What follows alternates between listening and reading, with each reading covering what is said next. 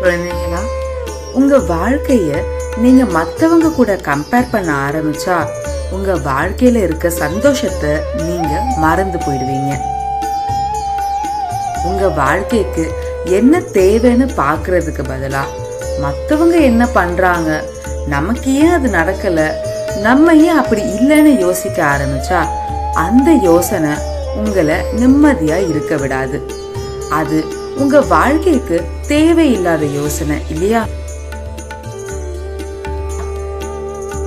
உங்க கவனத்தை உங்க பாதையில வைங்க. நீங்களும் திறமைசாலிதான். உங்களுக்கும் எல்லாமே கிடைக்கும். அது கிடைக்கிற நேரம் எல்லாருக்கும் மாறுபடும். எல்லாருமே சமம்ன்றத புரிஞ்சு எல்லாரையும் ஈக்குவலா ட்ரீட் பண்ணுங்க. மத்தவங்க ஏதாச்சும் நல்ல விஷயம் பண்ணா அவங்கள பாராட்ட கத்துக்கோங்க. பொறாம படக்கூடாது. மத்தவங்களை பாராட்டுற மனசு உள்ளவங்க தான் வாழ்க்கையில நிம்மதியா வாழ்வாங்க.